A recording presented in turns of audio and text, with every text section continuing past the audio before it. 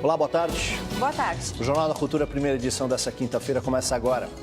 A Polícia Federal prende o presidente do Comitê Olímpico Internacional, Carlos Arthur Nussmann. Teria tentado ocultar bens depois do início das investigações sobre pagamento de propina para a escolha do Rio como sede dos Jogos Olímpicos de 2016. Casos de hepatite A aumentam 8 vezes em um ano e preocupam médicos, que já falam em surto da doença em São Paulo. Defesa do presidente Michel Temer acusa o ex-procurador-geral da República, Rodrigo Janot, de tentar golpe. A polêmica da nudez na arte. Museus na Europa também discutem a questão. Aqui no Brasil, a Prefeitura do Rio de Janeiro não quer receber exposição criticada em Porto Alegre. Polícia de Las Vegas suspeita que o autor do atentado contra a multidão não agiu sozinho. Em depoimento, a namorada disse que o atirador deu dinheiro para que ela deixasse o país. Nobel de Literatura vai para o escritor britânico que nasceu no Japão. A obra de Kazuo Ishiguro é considerada uma das mais importantes da língua inglesa contemporânea.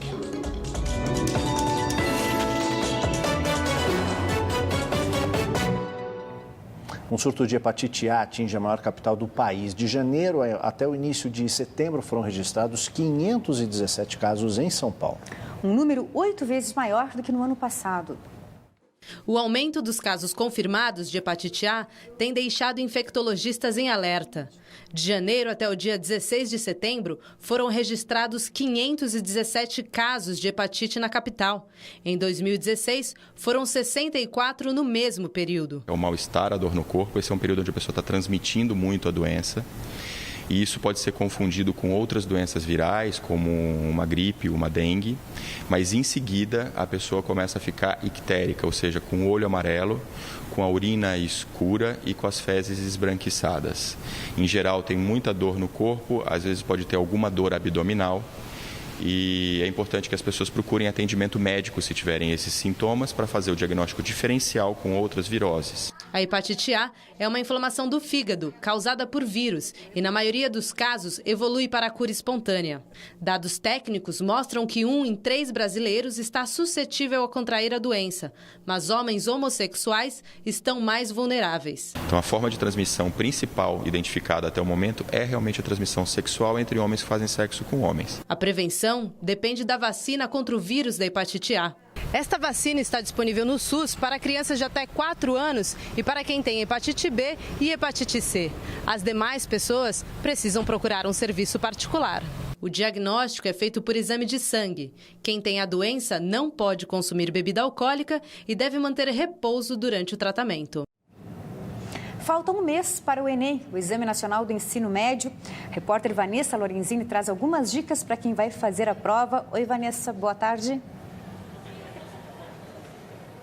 Boa tarde, Ana. Boa tarde a todos. O primeiro dia da prova é dia 5 de novembro, um domingo. Já a segunda etapa acontece na semana seguinte, dia 12 de novembro. Quem for fazer o exame precisa de muita disciplina e organização, principalmente agora nessa etapa final. Eu estou aqui ao lado de um especialista, que é coordenador do ângulo, Daniel Perry, que vai ajudar a gente a dar algumas dicas do que fazer agora. Boa tarde, Daniel. Boa tarde. É importante agora que o estudante se organize e utilize questões de anos anteriores do Enem para pegar, o modelo da prova e que se concentre para estudar de maneira intensa, de preferência ao longo do dia intercalando matérias para não ficar muito cansado e ser mais eficiente.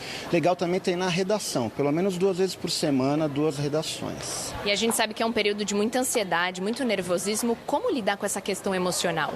Sem dúvida, é um período de muita ansiedade, de estresse, e é importante que, embora o aluno estude de maneira intensa, ele equilibre com exercícios físicos leves, que ele mantenha o convívio social com amigos e família e que, eventualmente, ele saia, reserve um tempo da semana para extravasar. Obrigada, Daniel, pela sua participação. É isso aí, então estudar bastante, sem esquecer da saúde do corpo e da mente. Ana? E respirar também, Eles precisam respirar para se aliviar um pouco do estresse. Dados sobre nível de atividade física e sedentarismo do estado de São Paulo são divulgados hoje. Quem tem outras informações para a gente é a repórter Luíse Isversuti. Oi, Luíse, boa tarde. Oi, Ana. Boa tarde para você, boa tarde a todos. A apresentação dos dados acontece aqui na 40ª edição do Simpósio Internacional de Ciências do Esporte, um dos mais importantes eventos dessa área realizado na América Latina. Eu converso mais agora sobre esse assunto com Timóteo Leandro Araújo, assessor científico do programa Gita São Paulo. Timóteo, boa tarde. O sedentarismo está sendo combatido? O que a gente vem mostrar dentro dos 700 temas desse congresso, o mais importante é mostrar quanto dos paulistas hoje é sedentário e quantos estão alcançando a recomendação. A notícia boa que a gente tem para o estado de São Paulo é que de cada 10 adultos, 7 estão conseguindo fazer a recomendação para a manutenção da saúde. Lembrando que é o mínimo que eles estão fazendo, mas a gente abre aqui o precedente de que 30% dos nossos amigos não estão alcançando o mínimo para manter os seus níveis de saúde. E isso é realmente o que acaba atrapalhando e que vai abrir a discussão para os próximos 10 anos, que esse congresso está demonstrando que a gente tem que fazer para começar a mudar esse problema tão grande. Muito obrigada pelas suas informações. É com você, Ana. Obrigada, Luiz. Obrigada também a seu entrevistado. Aldo? O Supremo Tribunal Federal decidiu que a lei da ficha limpa passa a valer para políticos condenados antes de 2010, ano em que a lei foi aprovada. A decisão pode afetar dezenas de parlamentares e prefeitos que estão cumprindo mandato. Por 6-5, o Supremo Tribunal Federal decidiu que a lei da ficha limpa pode ser aplicada a condenados em segunda instância antes de 2010, quando a lei foi aprovada. A presidente da Corte, a ministra Carmen Lúcia, foi o voto de desempate. Ela concordou em retroagir o alcance da lei. Algum tipo de lei não pode retroagir. É aquela que garante o direito do indivíduo. Porém, há duas áreas que podem retroagir e que diz respeito ao direito público e ao direito administrativo público. Porque, nesse caso, o princípio da legalidade está subordinado estritamente ao princípio do interesse público. A decisão política deve visar o interesse público. O caso foi levado ao Supremo por um vereador da Bahia que tentou concorrer nas eleições de 2012 e foi barrado pela lei da ficha limpa. O julgamento corre desde 2015. A lei da ficha limpa nasceu em 2008 de uma iniciativa popular contra a corrupção eleitoral que conseguiu 1.600.000 assinaturas para que o projeto fosse levado ao Congresso. O Supremo Tribunal Federal discute ainda hoje quem será afetado pela decisão. O pedido para modular o alcance da medida é do ministro Ricardo Lewandowski. A justificativa é evitar uma enxurrada de cassações de mandatos do Executivo e do Legislativo em diferentes níveis de governo. Prefeitos, vereadores e deputados que tiveram suas candidaturas questionadas podem ser atingidos. A decisão foi sobre prazos. Qual a validade, a partir de que momento passa a valer? Se o momento da publicação da lei ou se o prazo que a lei determina, de 8 anos, é contado a partir do crime, a partir do julgamento, melhor dizendo. 8 anos significa que ainda tem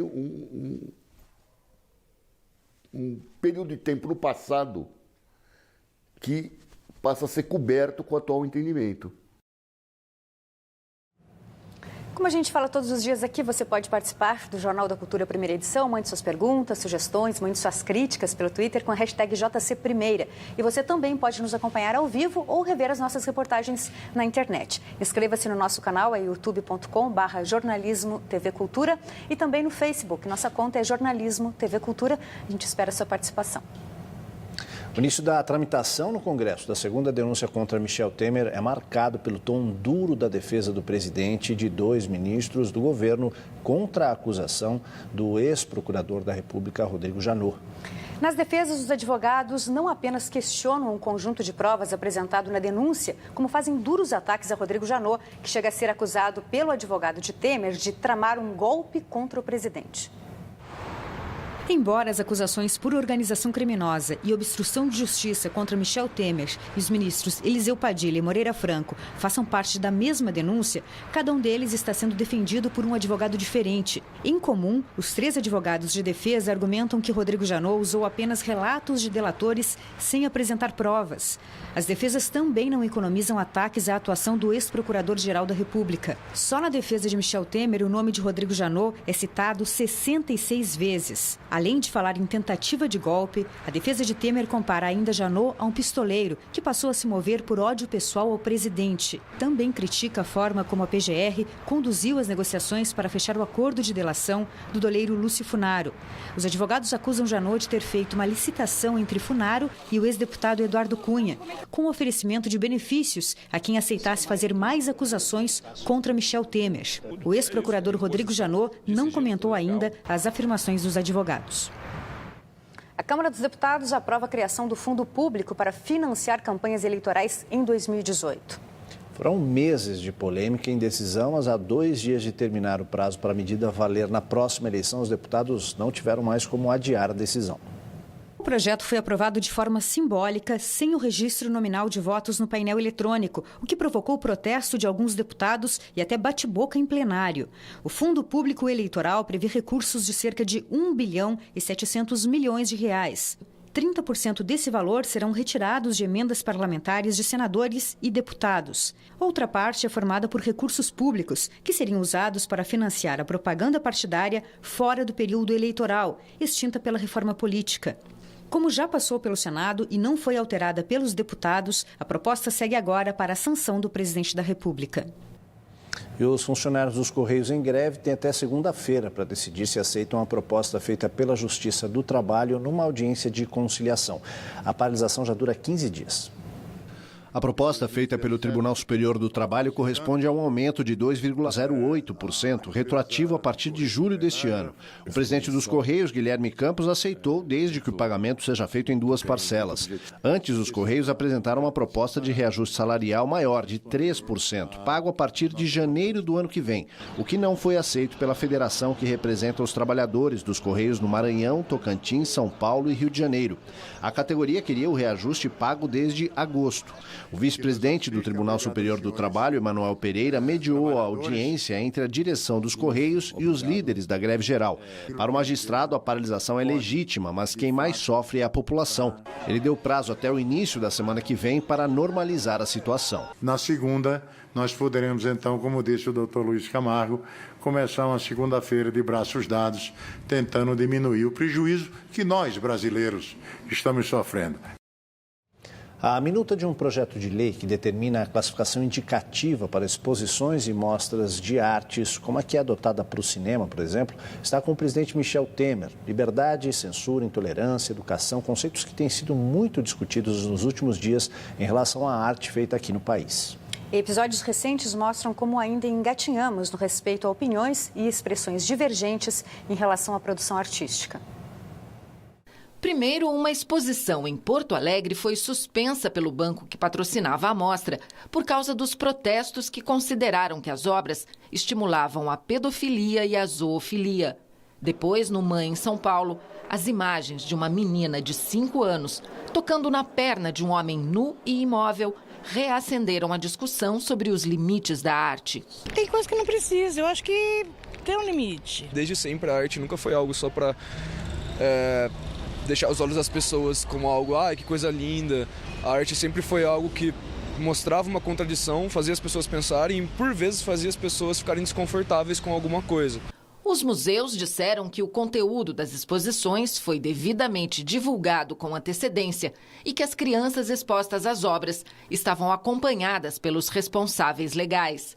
A menina no MAN, por exemplo, estava com a mãe. O Estatuto da Criança e do Adolescente proíbe a exposição de menores em situação vexatória ou constrangedora. Por isso, quem divulgou o vídeo da menina participando daquela performance no MAN cometeu um crime, independentemente do restante da polêmica. É o que diz o Ministério Público do Estado de São Paulo, que abriu uma investigação e determinou que as imagens sejam tiradas do ar. Além disso, para esta promotora, acostumada a acompanhar casos de crianças vítimas de violência, toda a sociedade é responsável pela proteção de quem ainda está tateando para descobrir os próprios limites e os valores da sociedade onde vive. O que é importante é o seguinte, respeitar toda a produção artística, se envolve a nudez, se envolve ter uma proposta, mas ter o cuidado para evitar uma exposição de risco e que afete o desenvolvimento mental e psíquico da criança e expô-la a qualquer situação de risco.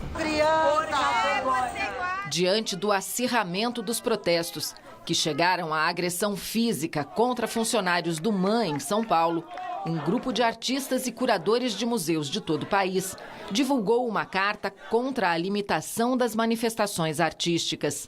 Já para este escritor, as manifestações do público são legítimas. O povo está reagindo usando, sobretudo, o arcabouço moral dele.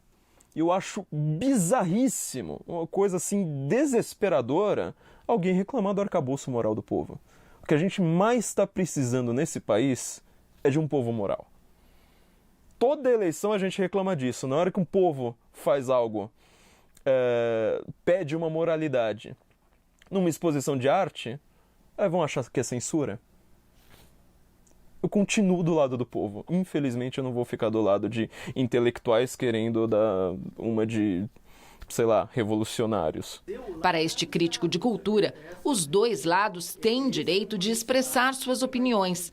Mas a violência e a expressão de ódio difundidas nas redes sociais estão levando a discussão para outro caminho. A gente entra a gente corre o perigo do obscurantismo. E o obscurantismo nunca levou a nada, isso mostra a história da humanidade. Na Idade Média se caçavam as bruxas, hoje se caçam os artistas e as instituições para quê? Para que essas instituições, esses artistas não tenham mais apoio de ninguém. E a gente precisa lutar pela liberdade de expressão real, porque a violência não é liberdade de expressão. A violência é violência. A violência é crime. Qualquer exposição, como qualquer instalação ou happening, ela tem um objetivo de melhorar ou ampliar a visão crítica e a sensibilidade do público. Tá? Não vamos entrar em questões morais. A arte não passa pela moralidade. A arte passa pela liberdade de expressão. A exposição Queer Museum, interrompida em Porto Alegre, foi vetada no Rio de Janeiro pela Prefeitura. O diretor do MAR, Museu de Arte do Rio, que é municipal e onde seria exibida a mostra, contesta a proibição, assim como artistas e juristas. A Secretaria Estadual de Cultura ofereceu um espaço que pertencia ao Estado para instalar a mostra. E por falar em liberdade de expressão, limites e arte, vamos ver o que está acontecendo lá na França. Esta obra, chamada Domesticator, de um coletivo holandês, ia ficar exposta no parque mais antigo de Paris, o Jardim das Tulherias. Ia, porque o diretor do Museu do Louvre, Jean-Luc Martinez, cancelou a exibição há 2 semanas da estreia de uma feira de arte contemporânea no local. Jean-Luc argumentou que ela tem um aspecto brutal e poderia não ser compreendida pelos visitantes. Os organizadores da feira criticaram o cancelamento da exibição da obra, dizendo que isso prejudica os artistas e o evento. Para os autores do trabalho que faz alusão ao ato sexual, a peça é inocente e não explícita, e o museu deveria ser um local aberto de comunicação. A peça ficou exposta durante 3 anos na Alemanha. Enquanto isso, perto dali, o Museu d'Orsay vai refazer agora em outubro uma campanha divulgada em 2015 com o objetivo de atrair famílias. E um dos cartazes diz: traga seus filhos para ver gente nua. Há 2 anos, quando foi veiculada pela primeira vez, ficou longe da polêmica e foi bem recebida pelos franceses. Agora a gente fala do ataque a tiros nos Estados Unidos que deixou 58 pessoas mortas no domingo. De acordo com as investigações, o atirador planejava fugir e não se matar, como aconteceu. Os investigadores têm uma convicção. Stephen Paddock teria uma vida secreta, desconhecida até mesmo de pessoas muito próximas a ele. Isso ficou ainda mais claro depois do relato da namorada dele, Mary Lou Dunley. O comunicado foi lido pelo advogado dela, Matthew Lombard. Dunley estava nas Filipinas durante o ataque e descreveu Stephen Paddock como um homem carinhoso, atencioso e tranquilo. Disse que foi visitar a família no Sudeste Asiático após ele ter dado a passagem aérea de presente e que Paddock ainda transferiu $100 mil para que ela comprasse uma casa por lá. Mary Lou Dunley não desconfiou que ele estaria se preparando para o maior ataque a tiros da história norte-americana e sim temeu que fosse a forma dele terminar o relacionamento. O chefe da polícia de Las Vegas, Joseph Lombardo, disse que pela estrutura no quarto do 32º andar Paddock queria sair vivo do hotel Mandalay Bay e que se matou após a aproximação da polícia. Além disso, Lombardo disse não acreditar que ele tenha carregado 10 malas com 23 armas dentro sozinho. Ontem de manhã, o presidente dos Estados Unidos visitou Las Vegas. Donald Trump agradeceu a todos que trabalharam para ajudar as vítimas, mas se calou quando foi perguntado por uma jornalista sobre a possibilidade de restringir a venda de armas de fogo no país. A seguir, polícia prende presidente do Comitê Olímpico Internacional, Carlos Arthur Nussmann. E o Nobel de Literatura para uma das obras mais importantes da língua inglesa contemporânea. A gente volta já.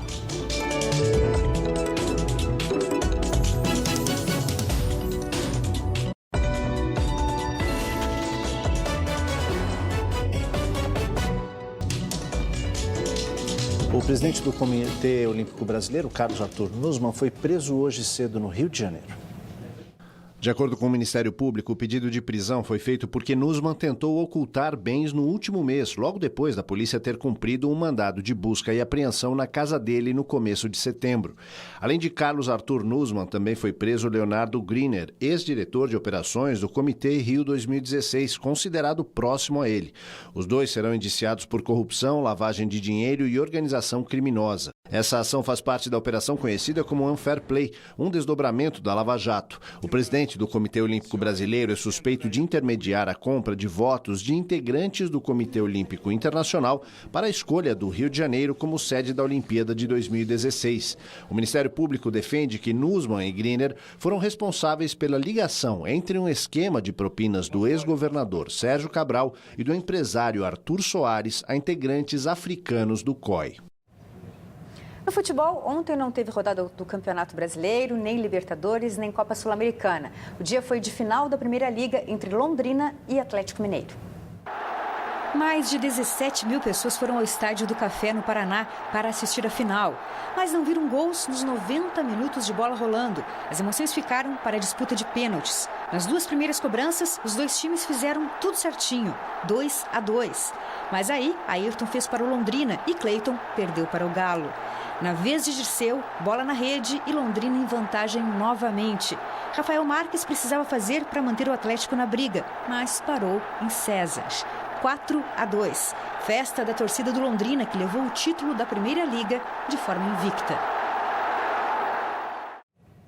E o Prêmio Nobel de Literatura desse ano foi para Kazuo Ishiguro, autor britânico que nasceu no Japão. Além do reconhecimento internacional, ele ganha o prêmio equivalente a 3,5 milhões de reais. Kazuo Ishiguro nasceu em 1954 em Nagasaki, no Japão. Com 5 anos, a família dele se mudou para a Inglaterra. Ao todo, Ishiguro tem 8 livros publicados, entre eles o livro Os Vestígios do Dia, publicado em 1989, que virou filme em 1993. Por essa obra, ele já havia recebido o Man Booker Prize em 1989, outro dos grandes prêmios internacionais de literatura.